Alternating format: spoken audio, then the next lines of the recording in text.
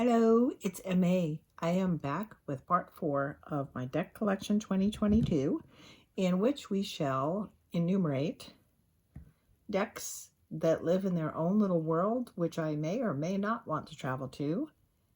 2, I'm just here for the art. And 3, I don't have this deck yet, but I backed it. So that will just be at the end. I just decided to do this to kind of try to catalog for myself and attempt to articulate why I have these decks and how I'm using them. So I'm kind of thinking out loud as I go. But let's get started. Decks that are in their own little world, which I may or may not have a desire to visit. So the first one on the list is the Gentle Tarot, which is, I think, it's kind of reality nature based, but at least for me, this is a world I don't get to inhabit as far as the lives of the humans in here. I don't get to ride an eagle. I think basically there's like just happy naked people everywhere, and the closeness with nature, I think, is something. Oh, okay, she's not naked. Yeah, so I think it's a little bit not surreal, but it's a little bit it's not a way that I get to interact with the natural world, so I kind of consider it its own little world. There's that. Yeah, not all these worlds are complete fantasies, I guess is what I'm saying. The next one on that list is the Druidcraft, the deck I hate to love, I guess we call it. This was the deck that I bought to practice modifications, and I fully expected to loathe it for weird reasons of my own, and then I kind of got angry when it read so well for me.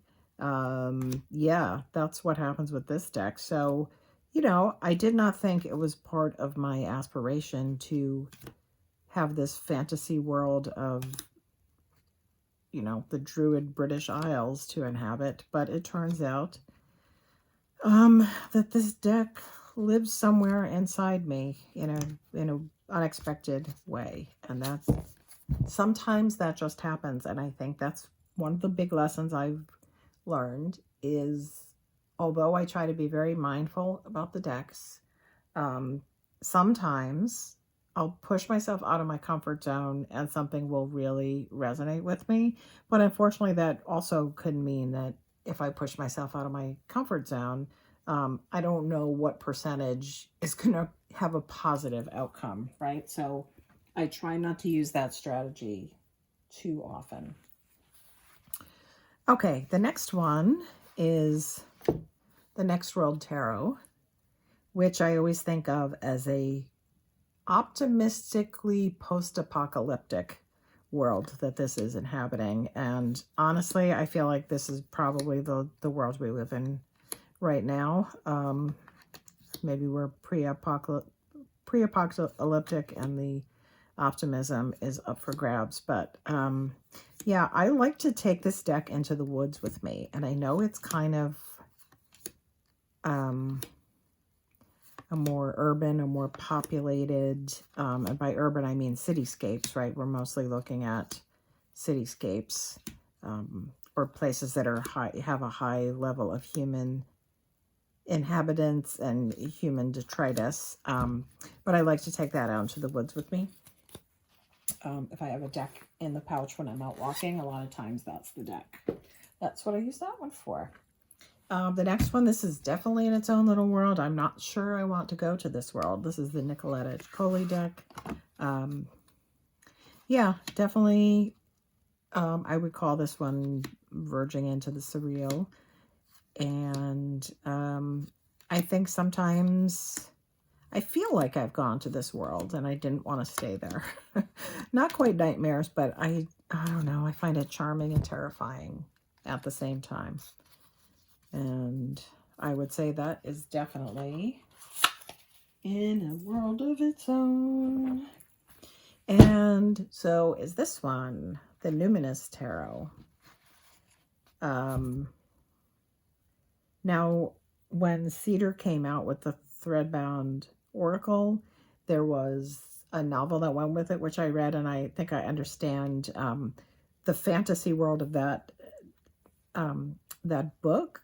It kind of clarifies, you know, it's in a world of bookmakers and librarians, where non-binary identities and pronouns and ways of naming have been, you know, completely taken on by society. Gender expression is, you know, very varied, and yeah, I love the colors on this deck. Everything's renamed, and it's a little tricky to read, but sometimes it took me a while, but I still love it. I find it's interesting. The characters are a combination of kind of seemingly, you know, what you would see in real life. I mean, this is obviously, you know, a fantasy with a two-headed, but then some are definitely more fantasy genre mixed in with what you might see in the ordinary world. So yeah, its own, I think that and the next world have kind of reconstructed it, you know, reconstructed reality. Next up is the Lilifer Tarot. And I'm not quite sure what this world is, but I kind of enjoy it. The human-ish folks are not quite entirely human a lot of the time. There's a lot of wolves. And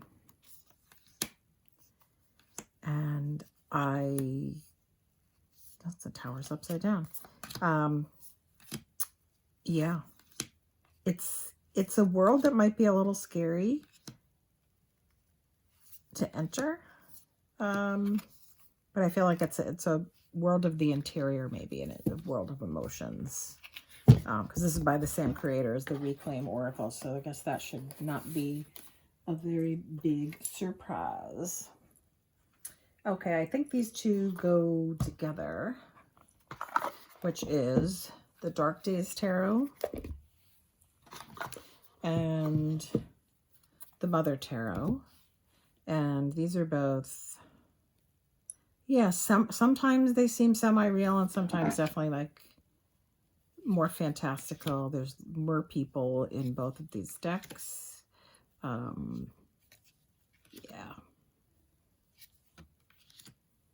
I like both of these. I find that I have to have my good glasses and good light on because the script with the card names is a little hard to read. But yeah, they've kind of built their own world. Yep.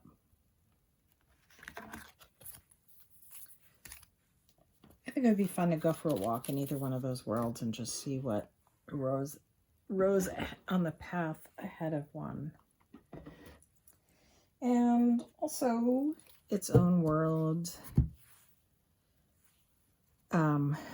with its foot in you know, the world of nature, but then the foot in the fantastical is the Forest of Enchantment, which is another deck I did not think I would be interested in, but I don't know. I don't remember what attracted me to it, but I do like it. Kind of like the Druidcraft, I was actively steering away from any of these kind of, you know, British woodlands kind of vibes. And then I needed to ask myself why I was so actively avoiding them. And some of them were for reasons like, you know, I don't want to live in a historical fantasy of whiteness. However, it seems like there's a point of view of a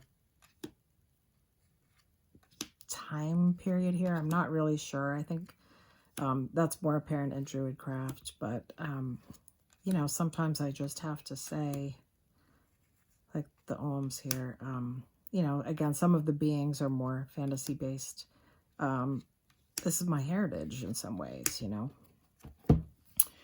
Yeah, but yeah, It's natural. I think this is another one similar to Witch's Wisdom, where I kind of prefer the cards that don't have the people in them. I really love them. The ones with the animals and the woods. Okay, next, I think this is the last of its own world, is the Outsider Tarot. Sorry, bad lighting. The Outsider Tarot.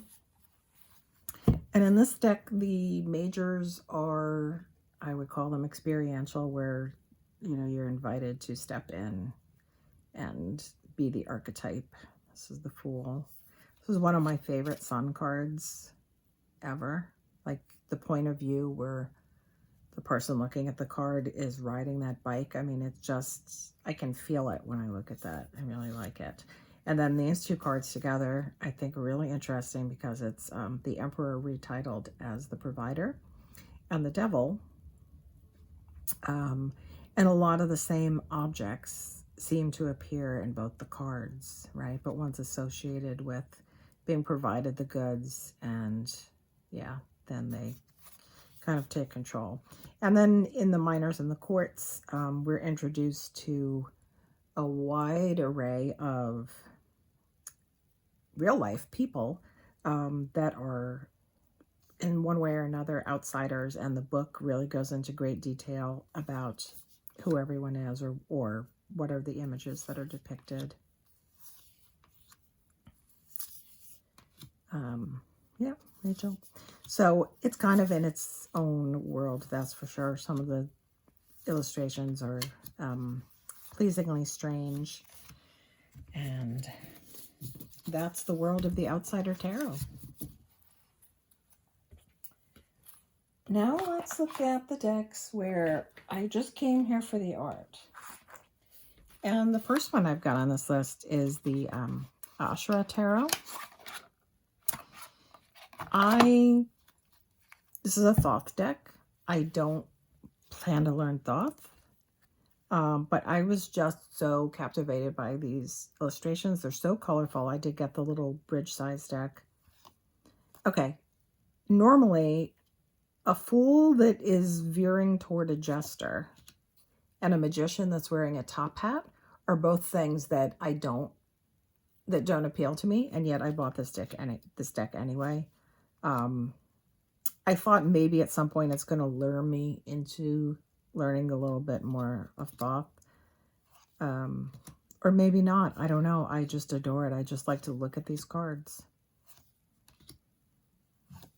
I just like the way it looks. And look at these backs. I mean, the colors, the color saturation.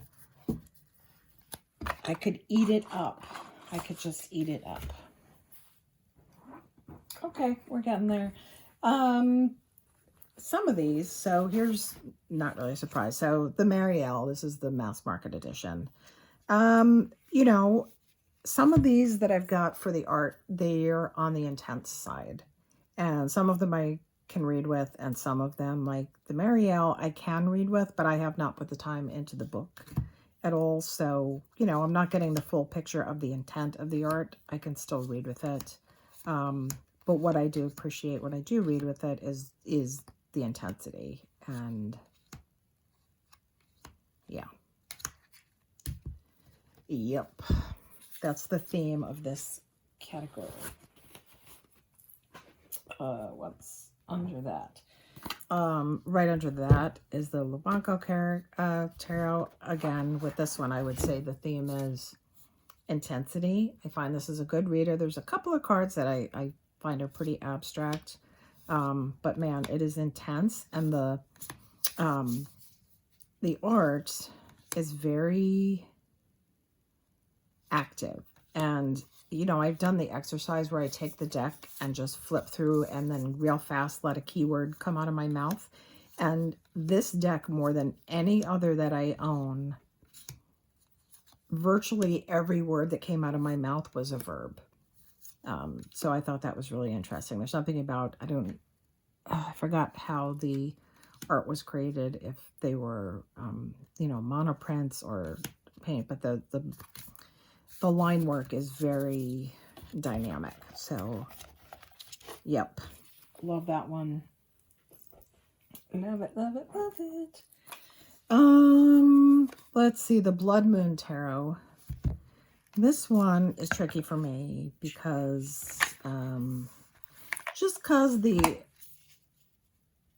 images can be a little hard to see. I think that's my biggest beef with this, is that some of them, depending on the color scheme, can be a little muddy. This one pops pretty well for me.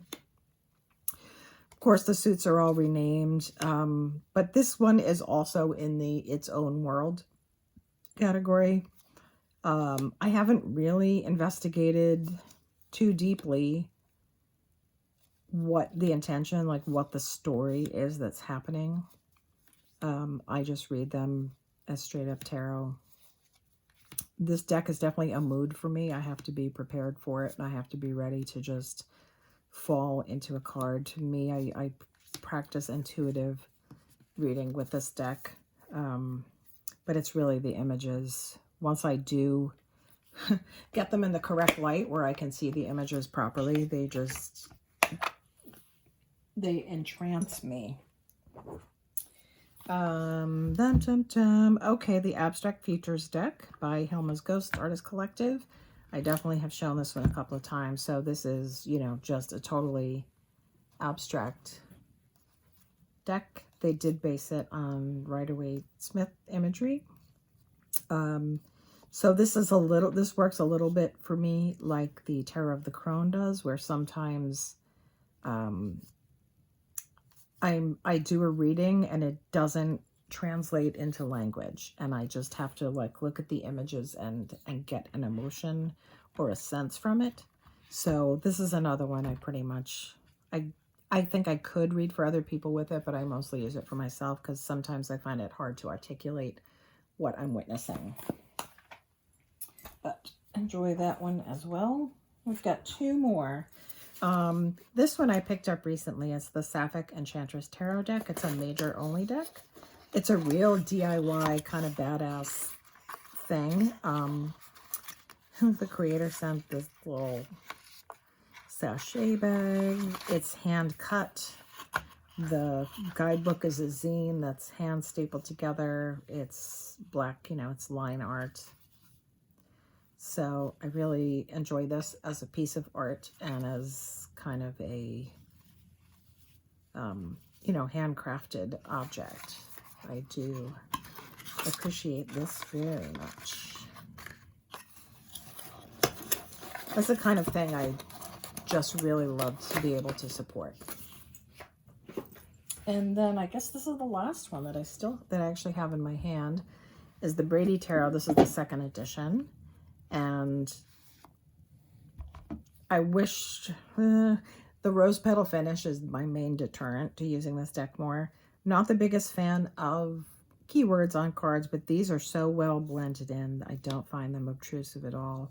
And just the style and the work that went into creating this deck, I am so captivated for it. And as far as nature decks go, I love how true to the creatures this one is. It's just stunning. Stunning, stunning, stunning. Wow. Yeah. Wheel of Fortune. Whew. So those are all the decks in my home. I will tell you the 4 that I have outstanding. What's it called? The Literary Tarot. That, oh man, that's from, I think it's going on to 2 years with that one from the Kickstarter, but that is quite fine with me. They've been really great with updates, and we knew backing it that they didn't have all the cards completed at the time. So, you know, I have no complaint with that project whatsoever. The second one is Levi's Brother to Brother Oracle, which is actually running ahead of schedule and is already shipping, apparently. And the third one is I did back the Cyanotype Tarot. That will definitely go in the I'm here for the art pile. I was just so interested in the whole process of making it. It kind of is in between printmaking and collage, and I just found it fascinating. And just to have it, I'm going to see what it's like to work with an all blue monochrome deck. And the fourth one is the Green Glyph project. I decided, as tempting as that whole box set was, I only backed the Lenormand, which isn't even a new deck, but it did come with the extra cards if you got it through the Kickstarter, because I don't need that deck right away, but I have been looking for a Lenormand that was a little more modern.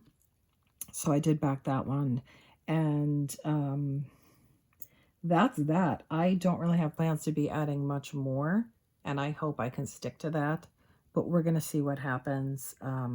I've been cutting down on a lot of consumerism in my life, and I don't know that decks are really the issue here for me, because, yeah, I don't know. There's other things that I needed to pay more attention to, being mindful about obtaining.